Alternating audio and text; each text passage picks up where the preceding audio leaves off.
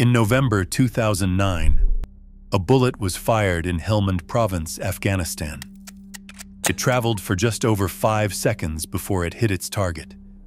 In those 5 seconds, it covered 2,475 meters, more than a mile and a half.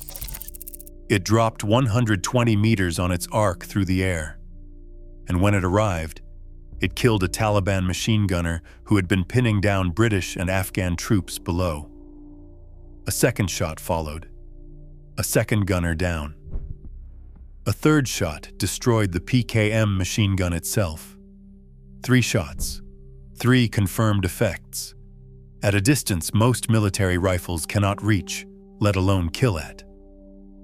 That moment did not happen because of luck.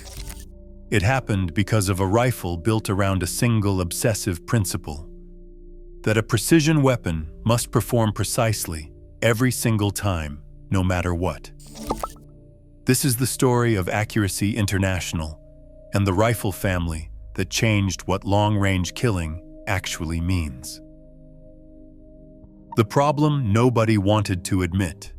By the early 1980s, British Army snipers were carrying the L-42A1, reliable enough, accurate enough.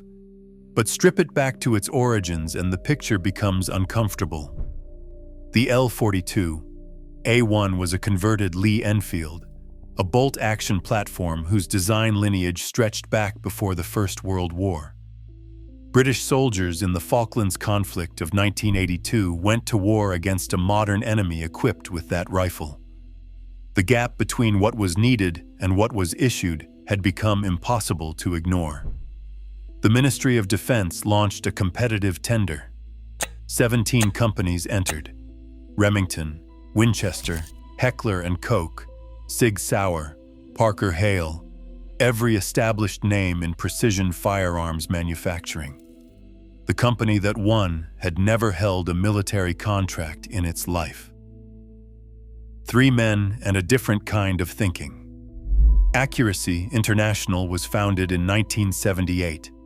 Its central figure was Malcolm Cooper, a British competitive shooter who had won Olympic gold in the 50-meter rifle event. Working alongside him were gunsmiths Dave Walls and David Kaig. The operation was small.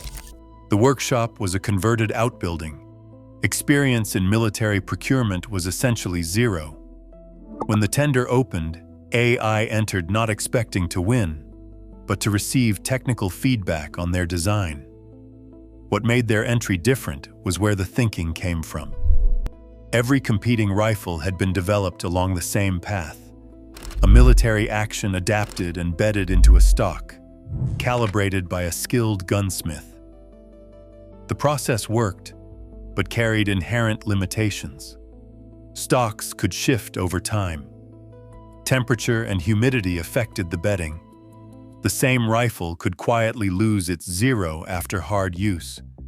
For a sniper, whose entire value depends on the certainty that the weapon will perform exactly as expected, those variables were unacceptable. Cooper and his team approached the problem as target shooters. Their reference point was not what a military rifle could be adapted into, but what a precision rifle needed to be from the ground up. The solution was the chassis system. Instead of an action bedded into a structural stock, the rifle was built around a full-length aluminum chassis running the entire length of the weapon. The action bolted directly to that chassis. The polymer panels were non-structural covers, nothing more. The barrel was free-floating. All the critical geometry was locked into a rigid metal spine, essentially immune to the environmental variables that plagued conventional designs. The chassis held its zero through heat, cold, humidity, and physical abuse. Components could be swapped between rifles without rebedding. The weapon behaved with the consistency of a precision instrument. In 1985, the Ministry of Defense awarded the contract to Accuracy International.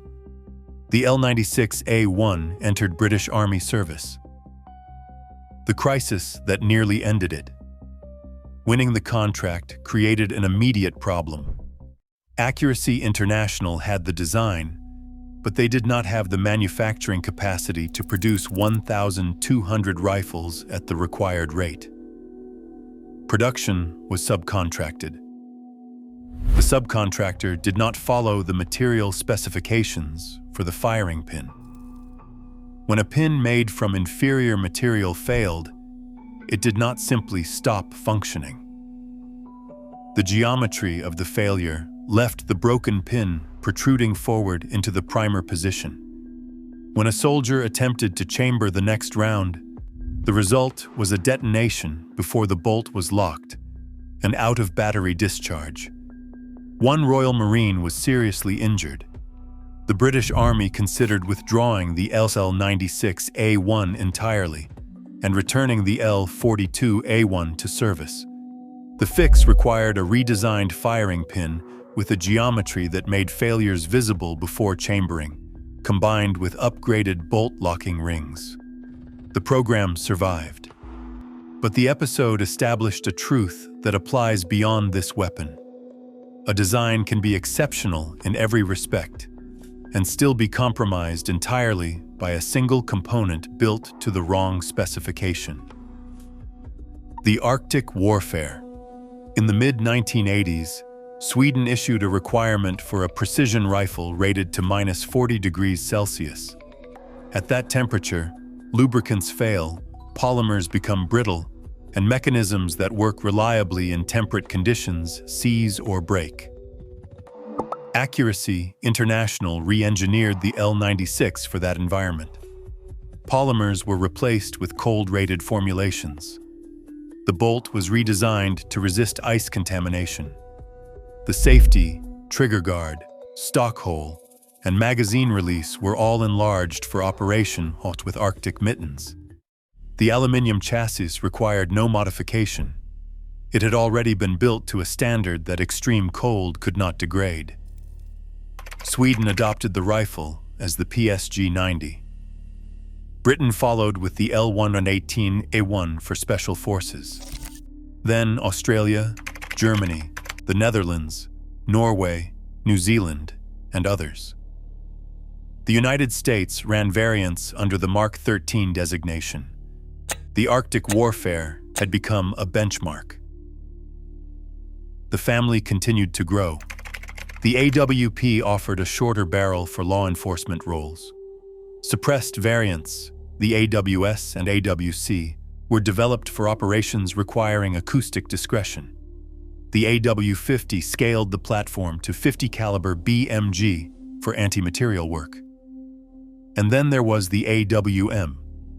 The Arctic Warfare Magnum, chambered in .338 Lapua Magnum, filled a precise position in the performance spectrum, significantly further reach than 7.62mm NATO, and substantially greater energy at range, without the size and weight of a 50 caliber system.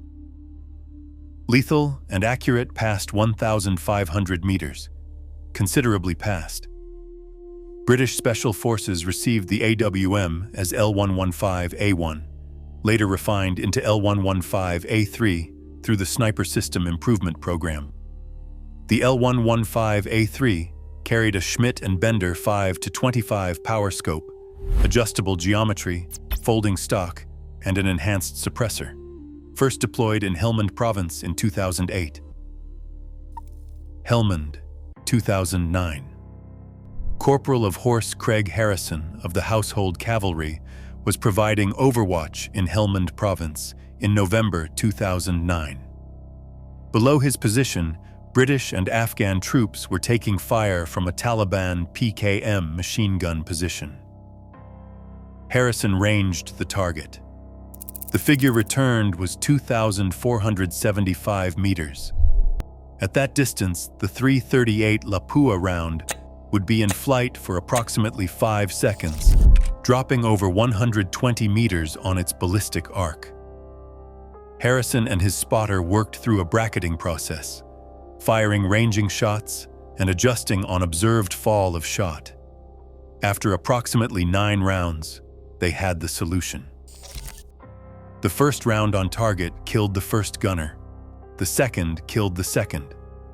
The third disabled the PKM itself.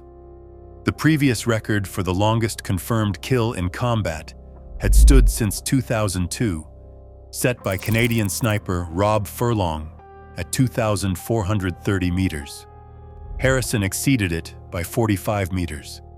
He did not know he had broken the record. He found out at his medal parade. What followed was not a clean conclusion. Post-traumatic stress disorder led to Harrison's medical discharge in 2014. After his identity was disclosed by the Ministry of Defense, placing him at risk, the MOD paid compensation. He has spoken openly about the cost. The record is a technical achievement. The man who set it paid a price for it that has nothing to do with ballistics. The record stood for 8 years until a Canadian Special Forces operator surpassed it in 2017.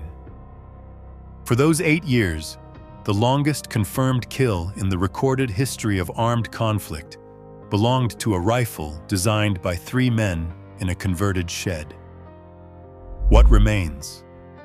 In 2005, Accuracy International came close to insolvency.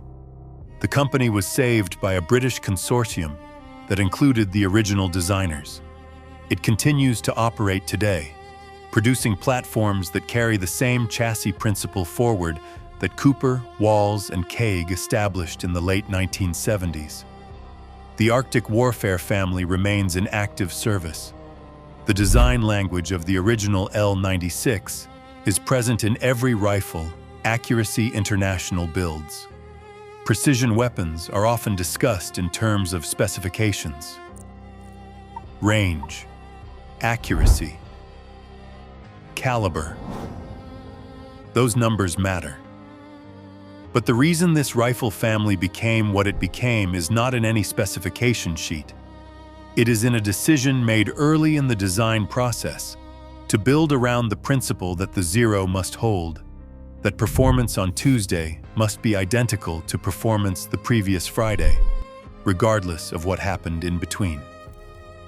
That decision, made by a small team with no military contracts and a converted outbuilding for a workshop, produced one of the most consequential precision weapon families in modern history. The bullet Craig Harrison fired in 2009 had been 5 seconds in the air and 120 meters in drop. The rifle that launched it had been 30 years in the making.